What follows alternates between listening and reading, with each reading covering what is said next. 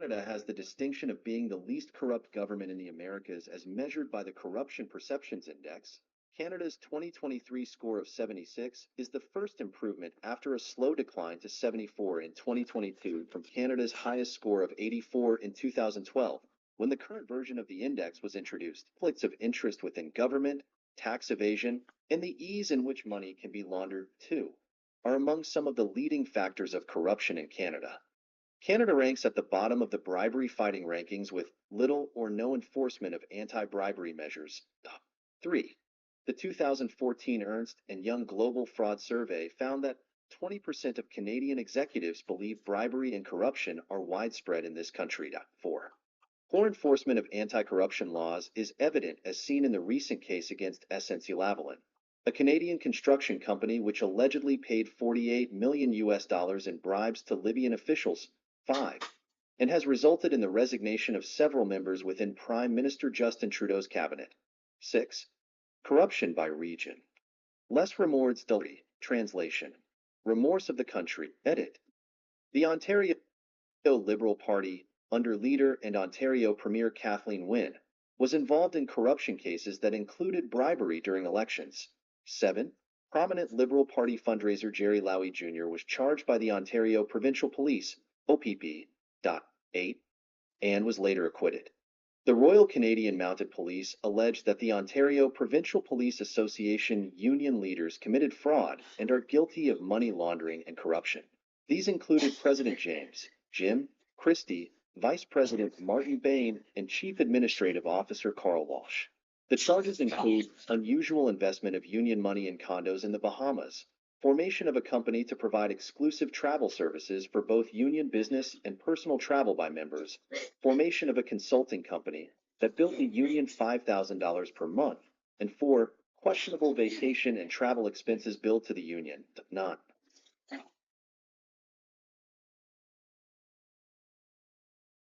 9. Quebec. Edit. The Charbonneau Commission was established in 2011 to investigate corruption in Quebec. 10. It has uncovered long-running, widespread corruption, including price-fixing schemes among construction companies bidding on municipal governments, illegal donations to the province's major political parties from some of its biggest engineering firms, and links between the Fédération de Travailleurs et Travailleuses du Québec, the Quebec Federation of Labor, FTQ, the province's biggest federation of unions and organized crime. 11. In 2015, employees of EBR information technology firm, IBM Canada and Revenue Quebec were arrested for fraud, conspiracy, and breach of trust in relation to computer equipment and services contracts to the provincial government. 12. There are widespread financial and management irregularities with the Quebec government's computer networks. 13. On January 26, 2017, former mayor of Montreal Michael Applebaum was found guilty of 8 corruption-related charges. 14. Applebaum was found guilty in relation to cash kickbacks related to real estate development projects and a municipal contract for the management and maintenance of the NDG Sports Center. In March 2017, Andrew Potter, academic and former director of the McGill Institute for the Study of Canada, wrote an article critical of Quebec civil society. 15. In arguing that Quebec suffered social malaise, he used evidence showing that the province has the largest underground economy in Canada and that many citizens regularly avoid paying taxes by illegal but widely common practices. A firestorm of criticism against Potter soon ensued, mostly focusing on the fact that he was a publicly paid academic at a provincial university, and thus it was improper for him to have said these things. But the facts remained undisputed. 16. 17. Edit. Health. Edit. Dr. Shiv Chopra, a former employee of Health Canada and a whistleblower, has criticized Health Canada for circumventing safety and efficacy regulations to please product manufacturers, for systematic collusion with corporations in extra-parliamentary decisions involving the imposition of new risks on society, and for overlooking the responsibility to protect health and humans in pursuit of capital-making profits. 18. Dr. Michelle Brill-Edwards had previously expressed similar concerns, noting that whistleblowers were not sufficiently protected by Canada's existing legislation. 19. Some doctors and clinics have been found to overbill and or double bill the Canadian health system. 2021. Some walk-in clinics intake regular patients at a higher cost to the system without informing the patients about the cost or other options that might be available. 22. Dentists in multiple provinces have been disciplined for overcharging patients by forging insurance documents, charging for services that were not provided, and offering unnecessary or substandard work. 23, 24, 25, 26. In Alberta, a medical inquiry established the existence of queue jumping and illegal fast-tracking of private clinic referrals. 27. Alberta's former head of health services, Stephen Duckett, noted that preferential access to care was a common practice when he took over and politicians had fixers who could get valued constituents faster treatment. 27. Education. Edit. Some private high schools have been found to illegally and unethically help students earn inflated grades, credits, and credentials. 28. 29. Thus, those with financial means are able to access top university programs and scholarships at the expense of merit students. 28. 30. These schools are referred to as credit mills or credit shops. 30. Lax governmental oversight is a major cause of this corruption. 28. A report in 2007 said that the majority of students at Canadian universities are engaged in cheating. 31. Among the cheaters, a disproportionately high number are international students. 32. Students who cheat are unlikely to be caught and face few penalties when they are. 31. 33. Research and scholarly publishing. Edit. Two of Canada's leading medical journal publishers, Andrew John Publishing and Pulsus Group, have been purchased by Omics Publishing Group, which is considered a predatory and junk science publisher. 34. Omics is being sued by FDC. FDC has alleged that Omics misrepresented the legitimacy of its publications, deceived researchers, and obfuscated sizable publication fee. 35. Pulsus Group has been on Jeffrey Beall's list of potential, possible, or probable predatory open access publishers. 36. Tax. Edit. Canada has a very high rate of tax evasion. 37. Individuals and companies with high net worths use offshore tax havens to illegally avoid paying tax. Canadians have 170 billion Canadian dollars sitting in the world's top 10 tax haven countries. 38. Canadian federal and provincial governments lose an estimated 8 billion Canadian dollars per year to tax havens alone. 38. Black market or under-the-table commercial activity also contributes to tax avoidance losses. The full cost of tax evasion is an estimated 80 billion Canadian dollars per year. 37. Tax evasion and corruption are facilitated by lawyers, administrative corruption and inefficiency in the Canada Revenue Agency. 39. Canadian and foreign banks. 40. Canada's lax regulations make it one of the top, clarification needed, countries for anonymous shell companies, 41, which are often used for tax evasion, money laundering, terrorist financing, and organized crime. Canadians for Tax Fairness calculate that legal tax avoidance by corporations alone costs the Canadian Treasury almost $8 billion Canadian a year. 42.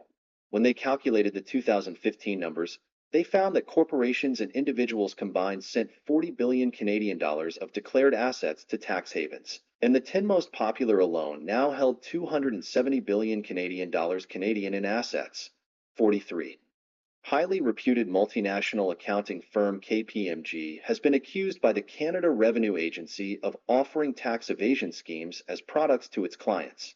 It alleged that the KPMG tax structures were in reality a sham, intended to deceive the tax authorities. 44. KPMG offered a no tax scheme in return for a fee of 15%, clarification needed, and in one case before the courts, it earned $300,000 in fees. 44. Law enforcement. Edit. See also, list of excessive police force incidents in Canada and list of controversies involving the Royal Canadian Mounted Police. The RCMP's own study found 330 internal corruption cases between 1995 and 2005. 45. Improperly giving out police information was the most common type of corrupt behavior, followed by fraud, misuse of police officer status, theft, and interference with the judicial process. 45. These numbers are likely an understatement of true levels, as the RCMP has admitted not tracking hundreds of cases of serious misconduct committed by Mounties across the country for years. 46. Also, in 2013, nearly 300 current and former female Mounties joined a class action lawsuit alleging harassment. 47. As of 2023, the Canadian Border Services Agency, CBSA, is the only public safety department without an external civilian review body, and several proposed bills to create a watchdog body for the organization have failed.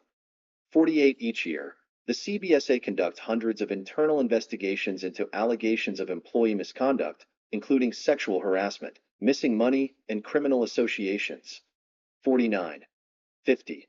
The CBSA generally distances itself from blame by claiming that such offenses are committed by a minority of employees and not representative of the entire agency. 50. External government reports state that employees sometimes have fear of reprisals for reporting wrongdoing. 51. Despite legislation known as a TIP, or access to information policy, acquiring statistics or reports is also a complex process that can take months despite the standard 60-day law to comply, and appeals to the Public Service Integrity Commission are often well-founded. 52. 53. As noted above, it was alleged that executives of the Ontario Provincial Police Association had committed fraud and money laundering. 9. The matter was brought before a jury in the Ontario Superior Court, where all parties were acquitted of the allegations. 54. In 2016, Toronto Police Service faced several high-profile cases of corruption and disproportionate use of force. Constable James Forcillo was found guilty of attempted murder in the death of 18-year-old Sammy Yadam. 55. 4 police officers were arrested and charged with 9 counts of obstructing justice and 8 counts of perjury. 56. Nonprofit sector. Edit. In Canada, donations to recognized charities receive tax refunds. This system has been abused extensively. Typically, tax shelter firms hook up with a little-known charity that becomes a sort of tax receipt mill, suddenly writing millions of dollars in bogus receipts and making grandiose claims of saving the world. Some $3.2 billion in receipts given in the last few years to 100,000 Canadians have either been disallowed or soon will be. 57. Many charities have been found to be shell organizations for profit-based schemes. 58. A Toronto Star investigation revealed that self-reported information is so riddled with inaccuracies as to be absolutely useless to a donor, and that the federal government does not verify the claims of charities' good works. 58. Furthermore, the Star found the primary regulator, the Federal Charities Directorate, is virtually powerless to deal with problem charities. 58. Several Canadian charities have been accused of funding terrorist organizations or organized crime. 59. 60. Though in some cases these allegations have been found to be defamatory. 61. Insurance. Edit. Auto insurance fraud involving scammers, auto repair shops, paralegals, and medical clinics is widespread in Ontario.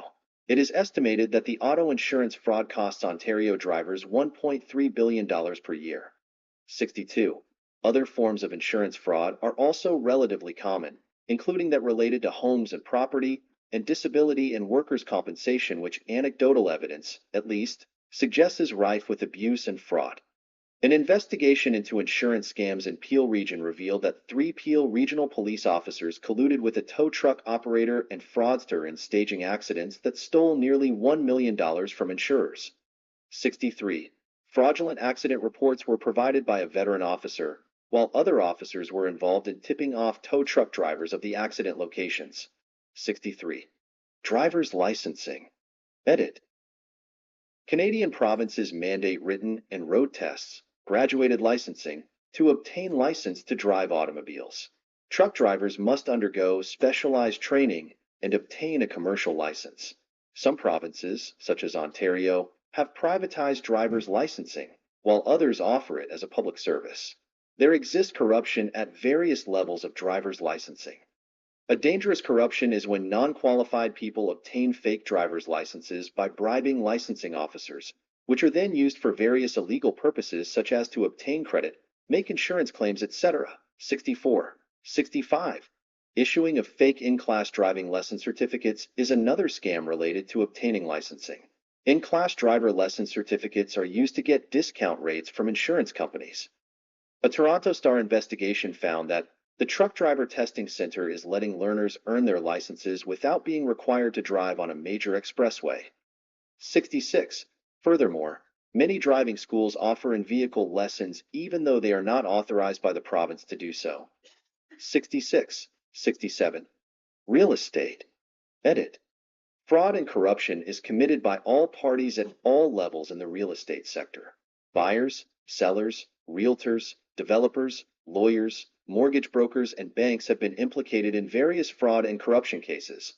68. Money laundering, lying about income and occupation, fake bids, value falsification, title fraud, and falsely claiming as owner-occupied are common real estate frauds in Canada. 69. 70. Money laundering is likely in the real estate sector of major Canadian cities. Chinese buyers are suspected of laundering money through the Vancouver real estate market in large numbers, with the help of major Canadian banks. 71.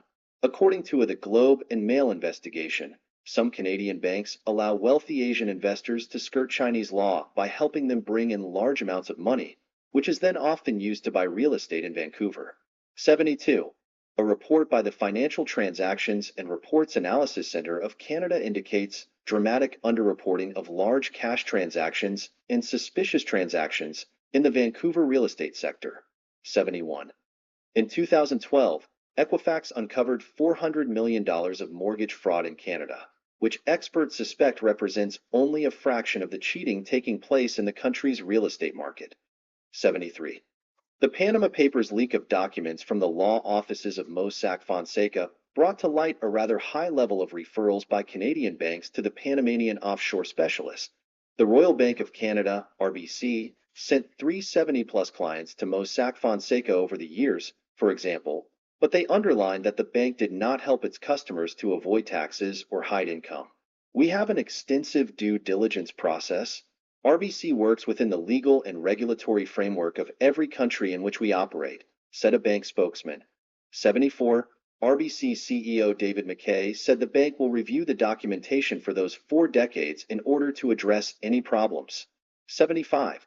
76. CEO Bill Down of the Bank of Montreal said Canadian banks have dramatically beefed up anti-money laundering control over the last 7 to 10 years. 77. He added that any link between Canadian businesses and the Panama Papers offshore companies must have originated a long time ago, before Canadian banks took action to stop money laundering. 75. Government and civil service. Edit. Employment insurance overcharges. Edit. In the late 1990s and 2000s, the Government of Canada illegally overcharged Canadians with respect to employment insurance premiums. The overcharges exceeded $40 billion, as noted by the Auditor General of Canada in her 2004 report. Parliament did not intend, in my view, that the account would accumulate a surplus beyond what could reasonably be spent for employment insurance purposes, given the existing benefit structure, while also providing for an economic downturn. Accordingly, in my opinion, the government did not observe the intent of the Employment Insurance Act. 78. On December 11, 2008, the Supreme Court of Canada ruled the overcharges were unlawful, as stated by the Supreme Court of Canada in Confederation de Syndicates Nationaux v. Canada, Attorney General. 96. For these reasons, I would therefore allow the appeals in part and declare that the versions of SS 66.1 and 66.3 of the Employment Insurance Act that applied in 2002, 2003, and 2005 are invalid, and that employers' and employees' premiums for 2002, 2003, and 2005 were collected unlawfully. 79. Transparency International Ranking. Edit. On Transparency International's 2023 Corruption Perceptions Index, Canada scored 76 on a scale from 0, highly corrupt, to 100, very clean, an increase of 2 points from 2022. 80. When ranked by score, Canada ranked 12th among the 180 countries in the index, where the country ranked first is perceived to have the most honest public sector. 81. For comparison with worldwide scores, The best score was 90, ranked 1. The average score was 43, and the worst score was 11, ranked 180.14. Comparison with regional scores. Canada's score of 76 was the highest score among the countries of the Americas. Note 1. Regionally, the average score was 43 and the lowest score was 13.82. Notable corruption cases. Edit. Pacific Scandal 1871 to 1874. Sponsorship Scandal 1996 to 2004. Tunagate 1985. Temporary Foreign Worker Program in Canada, widespread abuse and violations. Ontario Power Plant Scandal. Orange Scandal. Airbus Affair. Edit. Main article. Airbus Affair. Family Compact. Edit. Main article. Family Compact. Padma Bridge alleged graft. Edit. Main article. Padma Bridge graft scandal. Panama Papers. Edit. No Canadian politicians' names from the national government have surfaced in the Panama Papers as of the end of May 2016. The Globe and Mail did ask Prime Minister Justin Trudeau, whose name did not appear in either of the document releases, about this. For the record, he told reporters that he does not have any money in offshore accounts and had entirely and completely been transparent about mine and my family's finances. That is something I learned early on that Canadians expect from their leaders. 83. Some names of Canadian individuals did appear in the leaked documents, according to ICIJ investigation partner the Toronto Star. 84. John Markwright, a mutual fund broker, had 3 shell companies in the British Virgin Islands for handling profits from a mine in the Democratic Republic of Congo. Eric Van Nguyen, a Montreal resident with registered companies in Samoa and another in the British Virgin Islands, also faces fraud charges in New York in a penny stock scheme. 85. Brian Chamas, a sports physician from Sault Ste. Marie, used a Mossack Fonseca company to buy a condo on Panama Bay in 2011.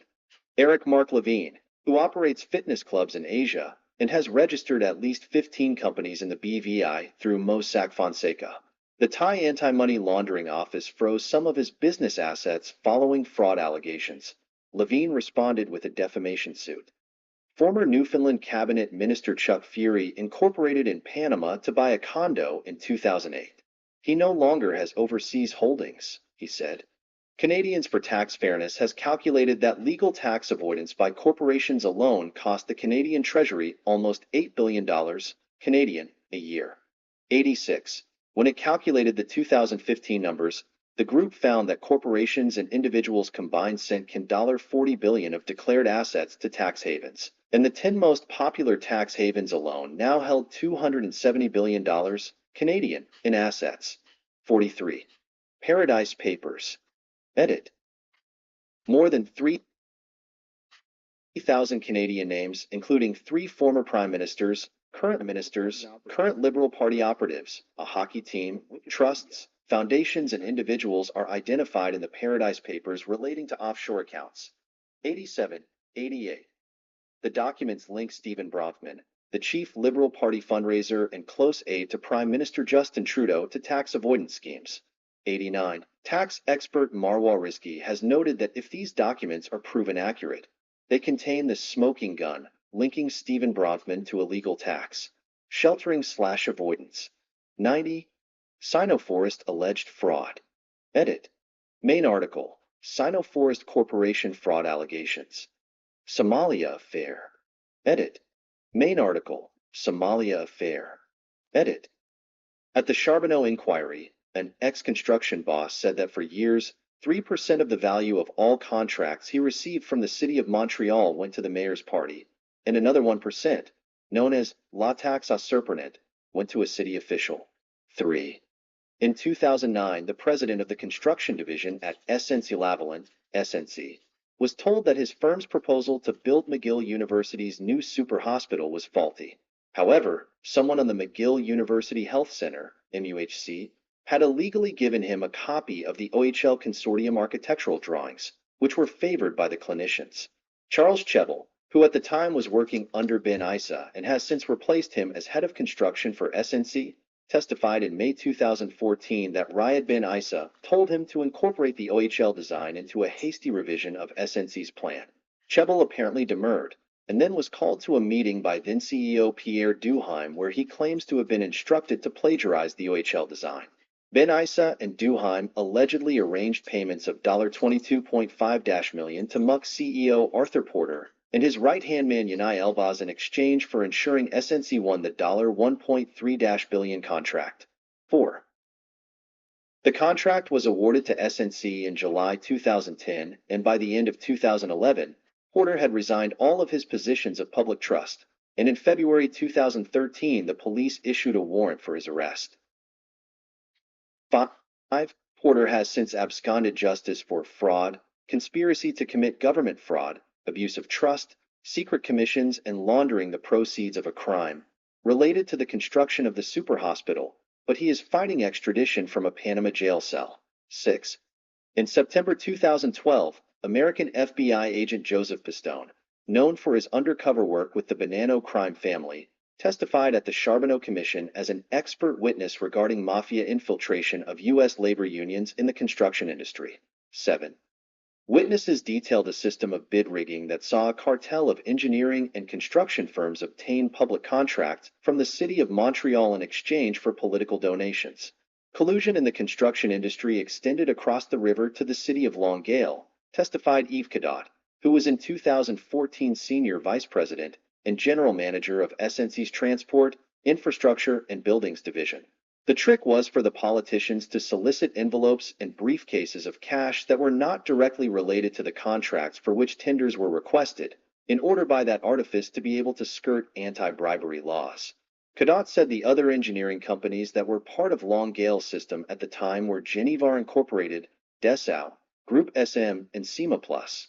In one instance, the politicians requested $200,000, and Cadotte delivered $125,000 in cash to Liberal Party fundraiser Bernard Trepigny, who stashed it in a briefcase. For the remaining $75,000, he said SNC agreed at the party's request to pay an invoice from a Montreal communications firm for services that were largely never rendered. Cadotte was asked whether he ever thought about denouncing the collusion to the Competition Bureau of Canada, which has a policy of clemency for whistleblowers. Cadotte answered, no. Julie Bellette, the Quebec Minister of Transport during the Liberal government of Jean Charest, contradicted herself when she denied her previous day's testimony that she was well aware of the requirement that cabinet ministers needed to raise funds annually in the amount $100,000. That is, in order to obtain and maintain a cabinet-level job in Quebec, one must be able to provide or shepherd $100,000 in campaign contributions. 9. Unite Permanente Anti-Corruption, UPAC. Edit. By July 2018, Quebec's Unite Permanente Anti-Corruption, UPAC, anti-corruption police force, which was established in 2011, had 114 convictions.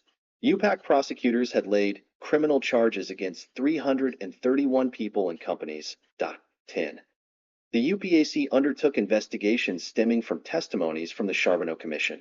Convictions from these investigations included those related to Operation Lorette, former mayors Gilles Valancourt, Gerald Tremblay, and Michael Applebaum. According to a November 28, 2018 Global News report, UPAC officer Jean-Frédéric Gagnon told the inquiry in 2014 that Operation Lorette was an investigation into the biggest corruption fraud in Canadian history, 11, implicating SNC-Lavalin in bribery for the construction of the MUHC. In October 2012, police searched 2 residences owned by then-mayor of Laval, Gilles Valancourt, as well as municipal buildings and safety deposit boxes rented by Valancourt. On October 24, Valancourt announced that he would be temporarily leaving his function as mayor for health reasons. On November 9, he resigned as mayor, denying all of the corruption allegations against him. On May 9, 2013, he was arrested at his home by the police and charged with gangsterism. 12. Montreal Mayor Gerald Tremblay resigned on November 5, 2012, as a direct result of revelations made in the commission. 13. As a result of the testimonies by witnesses at the Charbonneau Commission, On June 17, 2013, Montreal interim mayor Michael Applebaum was arrested on charges of fraud, conspiracy, breach of trust, and corruption in municipal affairs. 14. On January 26, 2017, Quebec Court Judge Louise Provost found Applebaum guilty of 8 of the 14 corruption-related charges against him stemming activities that took place between 2006 and 2012 when he was serving as borough mayor of Côte-de-Neige, Notre Dame de Grace. Pseudo-crime family Italian.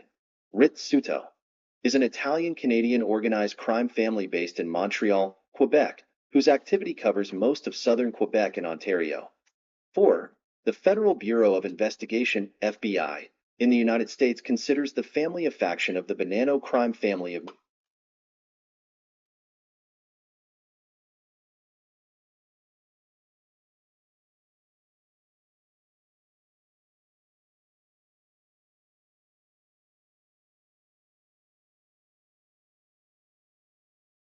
Rizzuto crime family Italian. Il Rizzuto crime family, Italian frowny face Rizzuto, is an Italian-Canadian organized crime family based in Montreal, Quebec, whose activity covers most of southern Quebec and Ontario. 4. The Federal Bureau of Investigation, FBI, in the United States considers the family a faction of the Bonanno crime family of New York City. 4. While Canadian and most other international law enforcement agencies recognize it as an independent family, the Rizzuto family is sometimes referred to as the Sixth Family. 4. Niccolo Rizzuto, a Sicilian immigrant from Cattolica Eraclea, established the organization in the 1970s as part of the Sicilian faction of the Montreal-based Catroni crime family. An internal war within the Catroni family broke out by the late 1970s, which resulted in the death of acting Captain Paolo Violi and his brothers, allowing the Rizzutos to overtake the Catronis as the city's preeminent crime family. Niccolo subsequently earned the monikers the Canadian Godfather and Boss of the Mafia in Canada from international organized crime expert Antonio Nicasso. 5.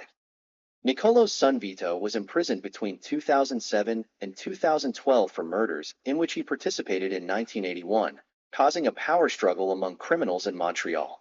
During his imprisonment, his son Niccolo Jr. was killed in 2009 and Niccolo Sr. was shot by a sniper while in his home in 2010. Upon Vito's release, several people were killed in what was suspected to be retaliation for the murders of his family. Vito died of natural causes in 2013, and the head of the Rizzuto family is now assumed to be his son Leonardo. 6. Overtaking of the Catroni family. Edit. Niccolo Rizzuto married Libertina Mano during the early 1940s, the daughter of a Sicilian mafia leader, Antonio Mano. 7. Rizzuto emigrated from Sicily with his family to Montreal in 1954. 8. In the 1970s, Rizzuto was an underling in the Sicilian faction, led by Luigi Greco until his death in 1972, 9-10, of the Calabrian Catroni crime family. As tension then grew into a power struggle between the Calabrian and Sicilian factions of the family, a mob war began in 1976. 11-12, in December 1970, the Reggio Bar, which served as the office of the Catroni family underboss, Paolo Violi, was bugged by an undercover policeman Robert Minard, who for the next 5 years recorded everything that Violi said in the Reggio Bar. 13. In 1975 to 1976, Minard's recordings were played in public at the SICO hearings, which ruined Violi's underworld reputation. 11. The Bonanno family, which the Catroni family was only a branch of, shifted its support from Violi to Rizzuto in the aftermath of the SICO hearings. 14. Vito Rizzuto went to New York to meet the Commission, the governing board of the American Mafia, and asked for their approval to have Violi killed, as he argued that Violi was simply too stupid to be the next boss of the Catroni family, as proven by L'Affaire Minard. 11. The Commission, which was very unhappy with Violi following the SICO hearings, gave their permission for Rizzuto to have Violi killed along with his followers. 11. However, the Commission did not give its approval for the murder of either Vic or Frank Catroni. The first victim of the gang war was Pietro Ciara, a Rizzuto loyalist who joined Violi's faction. 11. Ciara was killed on February 14, 1976, as he was leaving a cinema after watching The Godfather Part 2 dubbed into Italian. 15. In 1977, Rizzuto and Catroni Capodestina Paolo Violi met face-to-face in the home of a Montreal resident for a last-ditch effort to resolve their differences, according to a police report. But the peace talks failed, and most of the Rizzuto family fled to Venezuela. 16. This led to a violent mafia war in Montreal which resulted in the deaths of Violi and his brothers, along with others, spanning the mid-1970s to the early 1980s until the war ceased. 16. Antonio Mano's son Domenico was also instrumental in Violi's murder. 17. He received a 7-year sentence after pleading guilty to conspiring to kill Violi. Wink with a frown. 17. Rizzuto confidant Agostino Contra received a 5-year sentence. In relation to Violi's murder. 18. By the mid-1980s, the Rizzuto crime family emerged as Montreal's preeminent crime family after the Turf War. 4. The Rizzuto family, along with their allies in the Contra Caruana clan, were major players in the economy of Venezuela via their holding company of Aceros Prensados, which owned much real estate, ranches, trucking companies, factories, hotels, shipping, service providers, and building contractors whose assets in Venezuela in the 1980s were worth $500 million. 19. Nicolo's son, Vito, later followed him into the mafia. He kept a low profile, working only with trusted people close to the family. They worked with the Contra Caruana Mafia clan, 20 Colombian and Venezuelan drug cartels, and the Bonanno crime family in New York City. Gerlando Shasha was a Bonanno capo regime that served as a representative for the Rizzutos. 21. Rizzuto was the mediator who oversaw the peace among the Hells Angels, the mafia, street gangs, Colombian cartels, and the Irish mobs such as the West End Gang. 22-23. The Rizzuto family lived in a mafia village, along a section of Gwynn Boulevard, where most of the imposing Tudor-style mansions were owned by mafiosi. 24.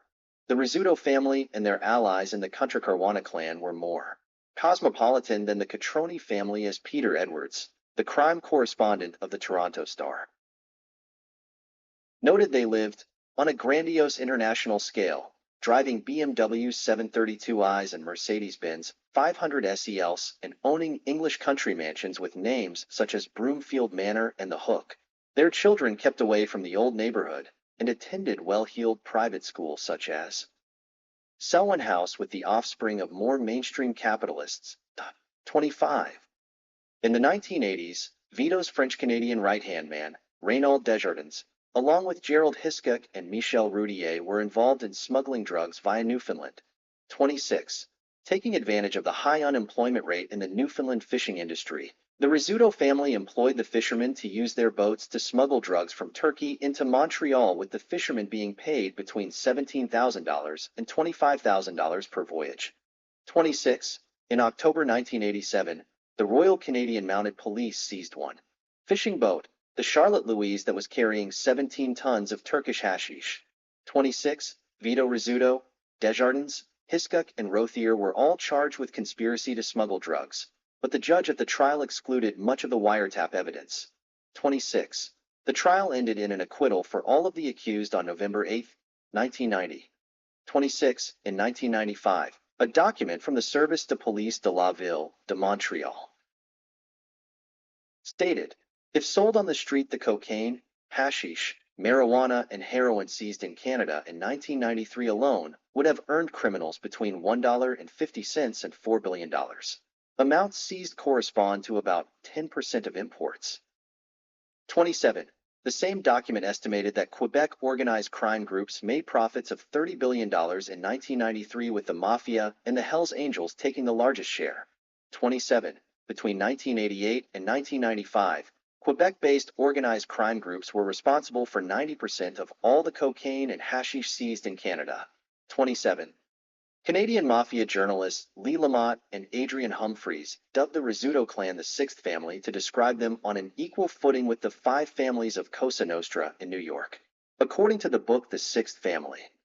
By 2003, the Rizzuto organization was variously listed in FBI and DEA files as merely the Canadian crew of the Bonanno family, or the Montreal faction of the Bananos. The reality is far different.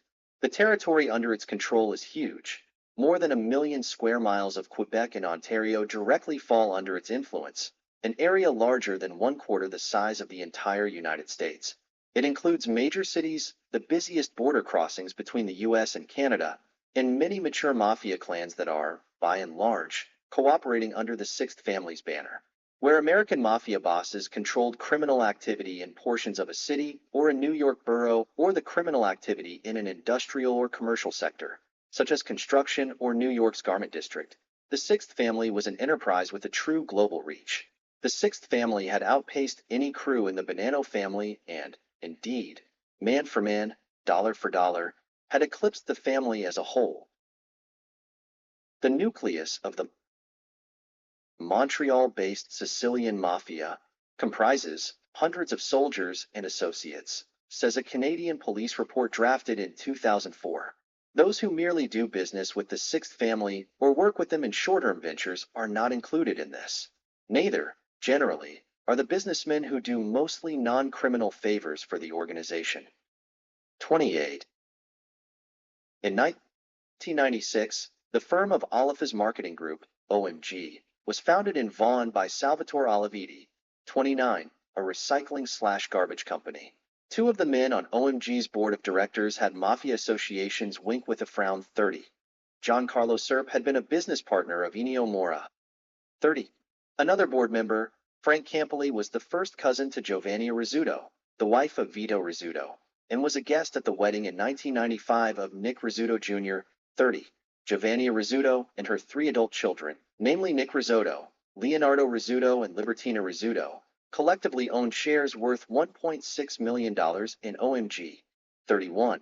In 1997, OMG won its first contract for recycling with the city of Etobicoke just before Etobicoke was merged into Toronto.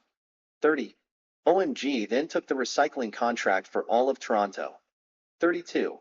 OMG enjoyed massive success, winning contracts for recycling with the cities of Ottawa, Markham, London, Hamilton, Windsor, and St. Catharines, as well with numerous school boards and universities across Ontario.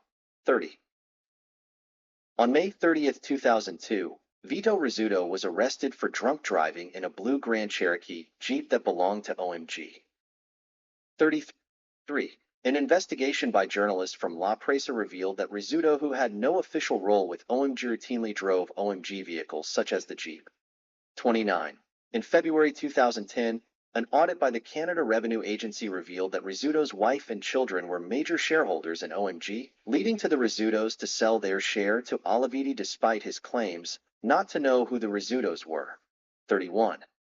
Power vacuum after Vito's arrest. Edit.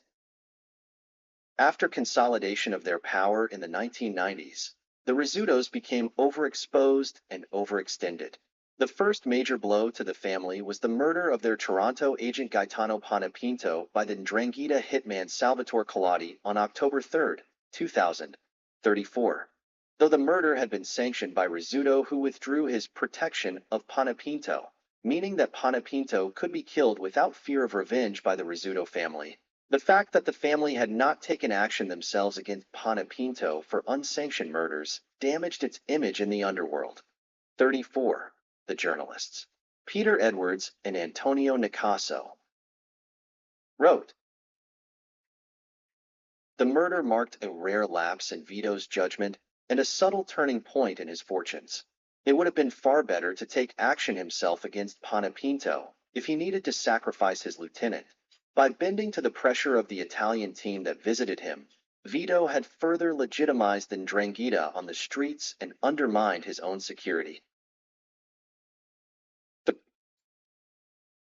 34. Panepinto was replaced as the family's Toronto agent by Juan Ramon Fernandez, a Spanish gangster who'd been a family associate since the 1980s. 35. In January 2001, Rizzuto called a meeting at a Toronto restaurant attended by members of the Gambino family of New York, the Megadino family of Buffalo, and the 7 Ndrangheta clans of Toronto to discuss his plans to complete his takeover of the underworld in Ontario. 36. Vito Rizzuto was arrested on January 20, 2004, in Montreal, for his Involvement in the May 5, 1981, gangland killings of three rival Bonanno crime family captains, Alphonse Indelicado, Philip Giacone, and Dominic Trinchera, and was sentenced to a 10-year prison sentence on May 4, 2007, after being extradited to the United States. 37. After Rizzuto was arrested in 2004, a committee of caretaker leaders for Vito Rizzuto was formed of Nicola Rizzuto, Paolo Renda, Rocco Salicito, Francesco Arcadi, Lorenzo Giordano, and Francesco Del Balso. 38. 39. On February 11, 2005, the Direzione Investigativa Antimafia, DIA, arrested Giuseppe Zappia, an Italian engineer at his luxury villa outside of Rome on charges of fraud in connection with his efforts to win the contract to build a bridge to connect Sicily to Calabria on behalf of the Rizzuto family. 40. Zappia was infamous in Canada as his firm Les Terraces Zeraliga had been awarded the contract without tender to build the Olympic Village for the 1976 Olympics at the express wish of Montreal.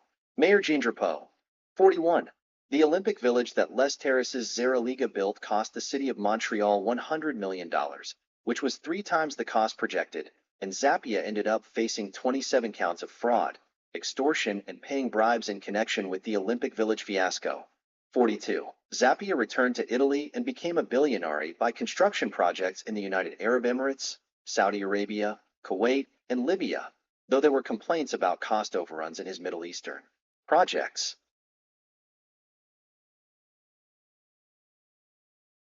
43. Despite this inauspicious history, Zappia was a friend of Prime Minister Silvio Berlusconi, and he was favored to win the contract to build the bridge over Strait of Messina. 44.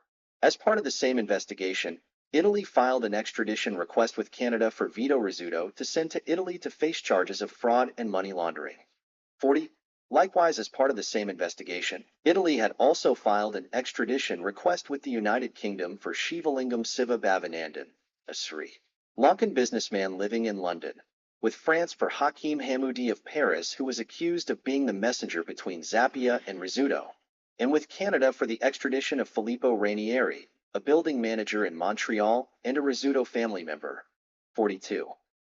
Colonel Paolo Laforgia, in a press conference in Rome, stated the construction firm of Zappia International, which had been bidding for the rights to build a bridge over the Strait of Messina, was a front for the Rizzuto family, who had plans to launder billions. 42. On August 1, 2003, the DI listened as Zappia in Rome called Rainieri in Montreal to tell him, "If everything does well, I will build the bridge, and when everything is finished, the friend, Rizzuto, can return to Italy." One side. There is the mafia. On the other side is the 'Ndrangheta. We will make both them happy, and we will do the bridge. 45. Zappia spoke on the telephone with Rizzuto about the bridge project, which Rizzuto was deeply involved in, though Zappia told Rainieri that he could not be seen with Rizzuto because, "If they see me with him, my reputation is over. You understand?" 46. In a telephone call to Rainieri on September 19, 2003, Zappia stated, "What about our friend, Rizzuto? I think our friend should send someone to get the money. He should send those people on motorcycles, the Hells Angels. He has to send the French people with the bikes." 46. Siva Bhavanandan was arrested while on visit to France and extradited to Italy, where he was convicted of mafia associations and served half of his 2-year sentence. 47. Hamoudi, a Franco-Algerian man who once lived in Montreal, was likewise extradited to Italy, where he received a suspended sentence for mafia associations. 47. Canada refused to extradite either Rainieri or Rizzuto to face trial in Italy. 47. Adriano Iasillo, an anti-mafia prosecutor, stated in an interview with Isabelle Richer of Radio Canada that, without Rizzuto, it would have been impossible for a criminal organization from outside to invest in one of the biggest projects of the century. And it was here, in Italy, that this project of the century was supposed to see the light of day. 47. Cedilet and Noel wrote that a Canadian, Vito Rizzuto, was the chief architect of this massive campaign to plunder Italian government funds, and European community subsidies spoke volumes about his reach and influence. This was power that not even the bosses of New York's 5 families had ever dreamed of possessing. 45. In 2005, a 300-kilogram shipment of a total 1,300 kilograms of cocaine, co-organized by Rizzuto family confidant, Francesco Del Balso, and West End gang member, Richard Griffin, was intercepted in Boucherville, Quebec, by police. After Griffin invested $1.5 million in the purchase and transportation of the cocaine, he demanded $350,000 from the Rizzutos for not taking preventative measures in transporting the drugs. After arguments about the debts, Griffin was riddled with gunfire outside his home in Notre Dame de Grace on July 12, 2006. 48. On August 30, 2006, 35-year-old Domenico Macri, a Rizzuto family enforcer and protege of Francesco Del Balso, was murdered in a drive-by shooting as he waited at a traffic light in his Cadillac car in downtown Montreal. 49. 50. On November 22, 2006, the senior leadership committee of the criminal organization were arrested as part of the 4-year investigation known as Project Colossi. Among the 90 people arrested were Niccolo Rizzuto, Paolo Renda, Rocco Solicito, Francesco Arcadi, Lorenzo Giordano, and Francesco Del Balso. 51-52. During the investigation, the RCMP penetrated the group's inner sanctum by hiding cameras in the Consenza Social Club where the leaders had business. 39. On September 18, 2008, as a result of the investigation, the committee's 6 members of the family pleaded guilty to possession of proceeds of a crime for the benefit of, the direction of, or in association with a criminal organization. 39.